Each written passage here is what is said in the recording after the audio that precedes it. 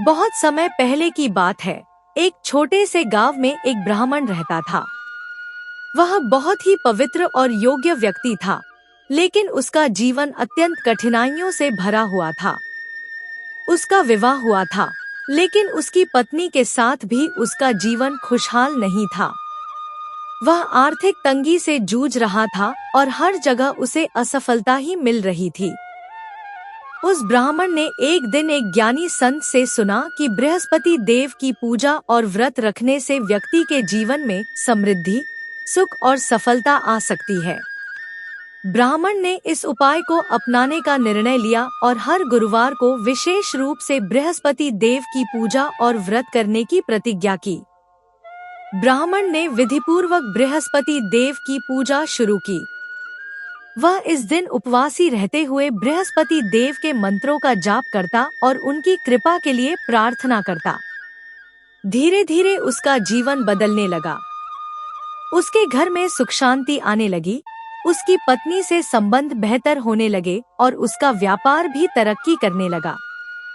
उसकी आर्थिक स्थिति भी बेहतर होने लगी और वह जल्द ही समृद्ध हो गया। ब्राह्मण ने महसूस किया कि बृहस्पति देव के आशीर्वाद से उसका जीवन पूरी तरह से बदल गया।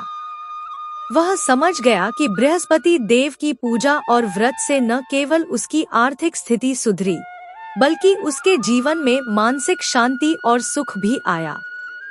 कहानी से शिक्षा। इस पौराणिक कथा से यह शिक्षा मिलती है कि यदि हम अपने जीवन में गुरु बृहस्पति देव की पूजा और व्रत करते हैं, तो उनका आशीर्वाद हमें ज्ञान, समृद्धि और खुशहाली प्रदान करता है।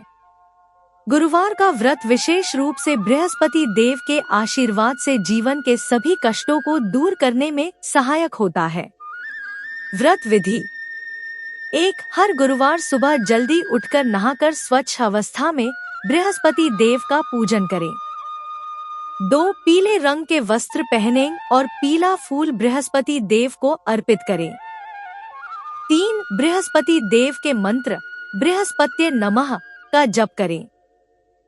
4. इस दिन उपवासी रहकर साधना करें और गरीबों को भोजन या दान दें।